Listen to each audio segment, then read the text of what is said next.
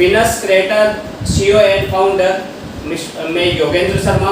और आज हमारे साथ में एक ऐसी शख्सियत माय डियर फ्रेंड्स हमारे बीच में, जैसा कि आपको दिखाई दे रहा है, बैठे हुए हैं। वो अपने आप में मैंने उनको देखा है कि वो पढ़ाई में इस कदर संलग्न रहे, इस कदर वो लगे रहे कि उनका जो टारगेट था उसको पाने के लिए उन्होंने हर संभव प्रयास किया।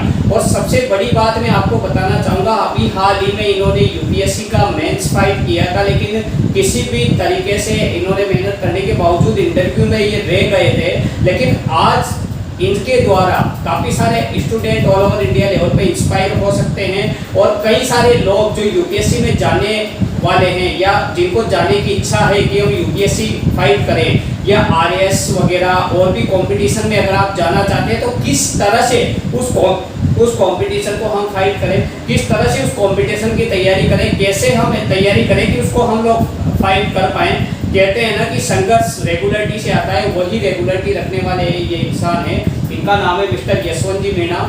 और मैं सबसे पहले इनको इंट्रोड्यूस कराने के बाद यही कहना चाहूँगा कि विनस क्रिएटर के स्टूडियो में ये आए और इन्होंने हमारा मान बढ़ाया, उसके लिए मैं इनका शुक्रिया अदा करना चाहूँगा और इनको बहुत बहुत थैंक्स। और सबसे पहले यशवंत जी से मैं यही बोलना चाहूँगा कि यशवंत जी, आपने यूपीएससी को ही क्यों चुना? क्या कारण रहा कि यूपीएससी को आपने चुना? क्योंकि ये एक छोटे से गांव देई नामक कस्बे से बिलोंग करते हैं। एक छोटा सा कस्बा है जहां पे ऐसा एजुकेशन का फील्ड नहीं है। और सबसे बड़ी बात, बूंदी डिस्ट्रिक्ट एक ऐसा जिला है जहां पे एजुकेशन परसेंटेज काफ़ी डाउन है। ऐसे डिस्ट्रिक्ट से ये बिलोंग करते हैं, ऐसे गाँव से बिलोंग करते हैं। उसके बावजूद इन्होंने यूपीएससी जैसे एग्जाम को चुना, तो ऐसा क्या दृष्टिकोण रहा?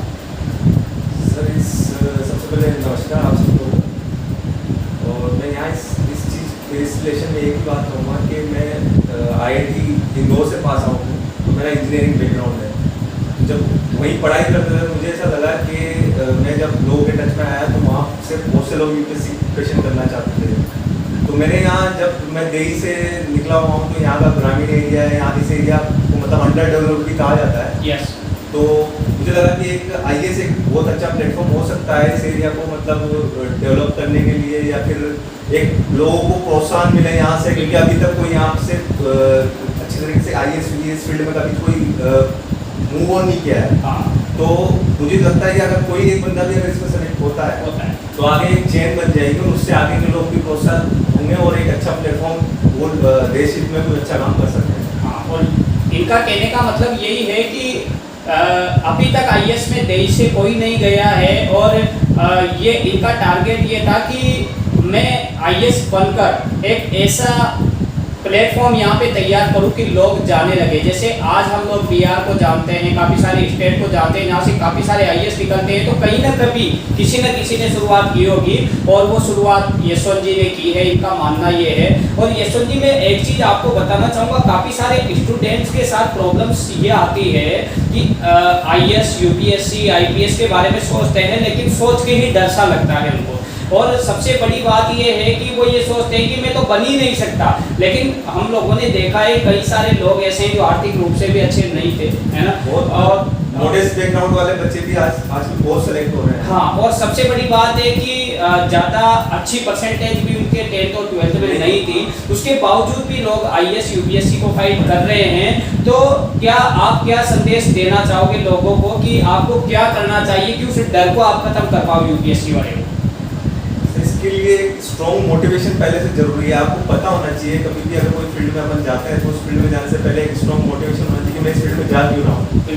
तो जब तक ये मोटिवेशन आपके अंदर नहीं होगा तो आप किसी फील्ड में अच्छे से 100% अपना दे नहीं पाओगे। बिल्कुल, बहुत अच्छी बात। तो इसलिए आगे अगर किसी लोगों के मन में डर रहता है कि किसी बहुत बड़ी चीज़ है और इंटरनेशनल लेवल का नेशनल लेवल का एग्जाम है और one of the toughest world level का एग्जाम है, तो उस केस में उसको पहले अपना बैकग्राउंड और सब चीज़ें भूल के बस ये पता लगाना है कि मुझे इसमें जाना क्यों है। अगर उसको ये पता लग गया तो उसको हमेशा कोई आगे कभी दिक्कत नहीं होगी कि मैं अगर वो फेल भी होता है अगले 1-2 अटेम्प्ट में तो कभी डीमोटिवेट नहीं होगा। उसको पता रहेगा कि मेरा लार्जर टारगेट जो है वो मैं उस बात का हूँ और थोड़े बहुत अगर हर्डल्स आते हैं उसके बीच में तो मुझे घबराने की जरूरत नहीं।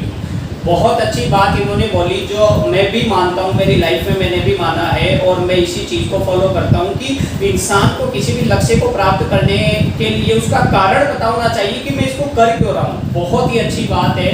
और लोगों को टारगेट तो अचीव करने के लिए लोग कर्म करने लगते हैं, संघर्ष करने लगते हैं, लेकिन उनको कारण पता ही नहीं होता कि मैं इसको कर क्यों रहा हूँ। पेट चाल में नहीं चल रहा है। तो हाँ, तो वो उस अचीवमेंट को नहीं पा सकते। और सबसे बड़ी बात ये है यशवंत जी, सबसे बड़ी बात आपको बताना चाहूँगा, ये मेरे ही गांव से बिलोंग करते हैं और मेरा जो फ्रेंड है उसी के ये ब्रदर है। तो ये बहुत ही अच्छी प्राउड मुझे भी फील होता है कि कहीं ना कहीं हमारे घर से ये लड़का निकलने वाला है। और सबसे बड़ी बात मैं आपको ये बताना चाहूँगा कि यशवंत जी, मैंने आपको पढ़ते हुए भी देखा है कि आप इतनी स्टडी करते थे और आप शुरुआत से आपकी अच्छी परसेंटेज भी रही है, शुरुआत से मेहनती भी रहे हो, सब कुछ रहा है। तो क्या कहीं ना कहीं आपने शुरू से विजन बना रखा था कि मुझे यूपीएससी में जाना है, या कुछ ऐसा टारगेट शुरू से बना रखा था आपने? सर इस बारे में मुझे जब मैं यहाँ पे जब पढ़ता था दिल्ली में, तो तब मुझे ऐसा कोई माइंड में ऐसा कोई प्री डिफाइंड टारगेट नहीं था कि मुझे आईएएस ही बनना है या कैसे।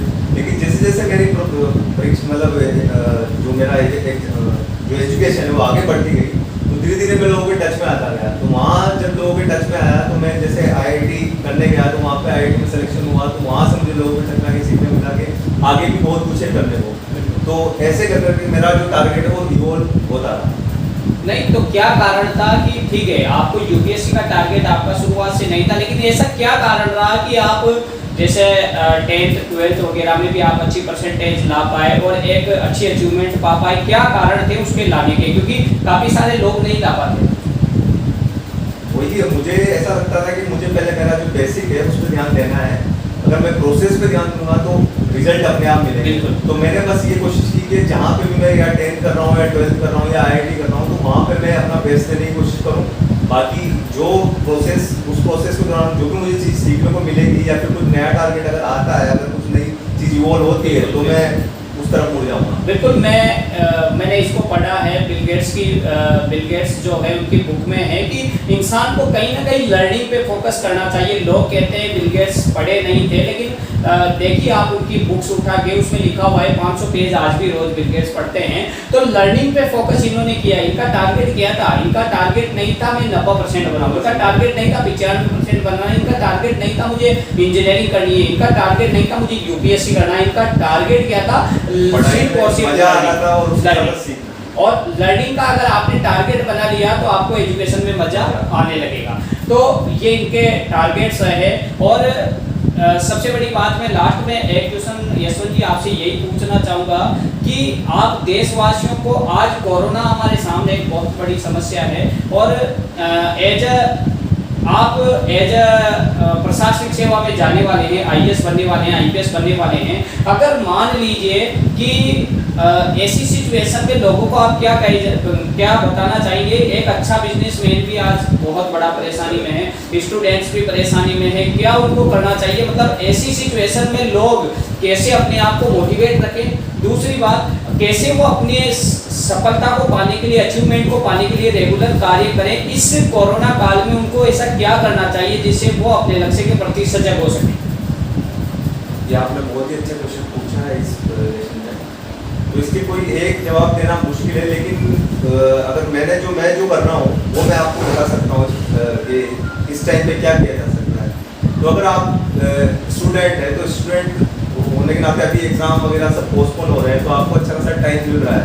तो आपकी जो वीक पॉइंट्स हैं, आप उस वीक पॉइंट पे फोकस कर सकते हो एज ए स्टूडेंट। और उसको जहाँ जो स्ट्रेंथ है उसको तो स्ट्रेंथ रहना ही चाहिए, उसमें तो वर्क करते ही रहना चाहिए। लेकिन जो वीक पॉइंट है उसके लिए अच्छा खासा टाइम मिल गया है, तो उसका जो मैक्सिमम यूटिलाइजेशन अभी करना चाहिए लोगों को।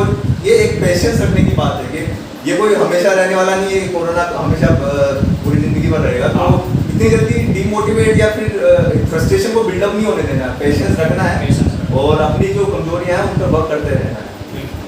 ये बहुत ही अच्छी बात इन्होंने बोली।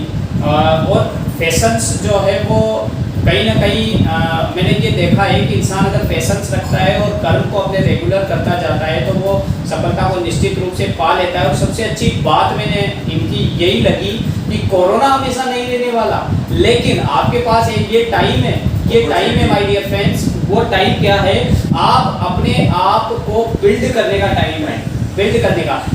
मैं आपको बताना चाहूँगा, आप गूगल पे सर्च करके देखिए, जब जब कोई बड़े हादसे दुनिया में हुए हैं तब तब कुछ बड़ा निकल गया है ना। मतलब फेसबुक बना तो नरेंद्र मोदी जी भी यही कहते हैं कि आपदा को अवसर में बदलिए, तो आपकी ये आपदा है तो इसको एक अवसर के रूप में आपदा को अवसर में बदलिए। आपके पास एक अच्छा खासा टाइम है और हम भी इस टाइम का जो है यूटिलाइज कर रहे हैं। घर पे हैं तो घर पे बहुत कुछ है, किताबें पढ़ सकते हैं, अगर हॉबी हो उसको आप एक्सप्लोर कर सकते हो, जो भी आप एक अच्छा बिजनेस आप कर सकते हैं। और सबसे बड़ी बात, मैं लास्ट क्वेश्चन आपसे यही पूछना चाहूँगा कि आज बहुत सारे लोगों की जॉब चली गई है और जॉब जाने के बाद काफ़ी सारे लोग बेरोजगार हो चुके हैं और इस ऐसी कंडीशन में बेरोजगारी के कारण बहुत बड़ी स्थिति खराब हो चुकी है। और स्पेशली गाँव की अगर बात करें तो बहुत ही ज़्यादा विकट समस्याएं, लोगों के साथ खाने तक के पैसे नहीं हैं। तो ऐसे लोगों को क्या करना चाहिए, मतलब ये क्या उनको शहर की तरफ जाके जॉब को सर्च करना चाहिए या कुछ और करना चाहिए? अगर आपके पास कोई जैसे अगर फैमिली बिजनेस है या फैमिली आप अगर स्ट्रॉन्ग फैमिली से, अगर आप मतलब मॉडेस्ट फैमिली से जो आपको अगर सपोर्ट कर सकती है इस टाइम में, तो आपको पहले तो अपने हेल्थ, मतलब सबसे पहले प्रायोरिटी पे अपन को हेल्थ को रखना पड़ेगा। और जैसे अगर टाइम धीरे धीरे ऑब्वियसली भी सुधार होगा और वैक्सीन वगैरह भी डेवलप कर रहे हैं, तो उस टाइम के बाद फिर आपको देखना होगा कि अब मुझे ज़्यादा बेहतर कहाँ अपॉर्चुनिटी मिल रही है। अगर शहरों में अपॉर्चुनिटी मिल रही है तो आप शहरों में जाओ, और गाँव में अगर आप अपना इस पीरियड में अगर अच्छा अगर बिजनेस स्टैब्लिश कर चुके हो तो उसको आगे कैरी करो। मतलब इनका कहने का मतलब ये है कि अगर आपका जॉब में आपको इंटरेस्ट नहीं आ रहा है या जॉब से संबंधित प्रॉब्लम है, तो आप अपना कोई भी लघु उद्योग भी स्टार्ट कर सकते हैं।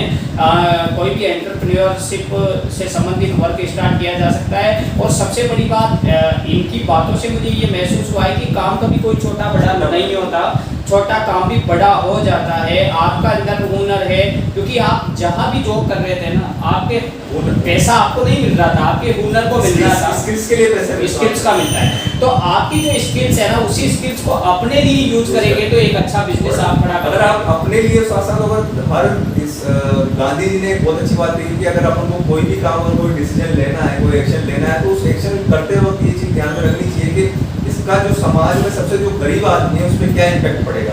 अगर उस पर अच्छा इम्पैक्ट पड़ रहा है तो उस एक्शन को आप करो और एक सोशल वेलफेयर के बेनिफिट, सोशल वेलफेयर के लिए आप हमेशा सजग रहो कि मुझे कोई भी अगर जो किसी भी एक्टिविटीज में अगर पार्टिसिपेट करना है तो इससे समाज को क्या फायदा मिलेगा, तो वो चीज़ हमें ध्यान में रखनी चाहिए कोई भी काम करते हैं। बिल्कुल, बहुत अच्छा लगा आज यशवंत जी यहाँ पर आए। फिर से मैं इनका धन्यवाद करना चाहूँगा।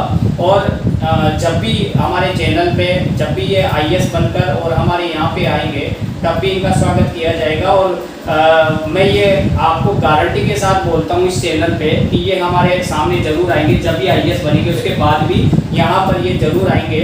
और मैं यही बोलना चाहूँगा इस चैनल के माध्यम से सब लोग इनके लिए दुआ ज़रूर करें कि ये जल्द ही IAS बन जाए। जय हिंद, जय भारत।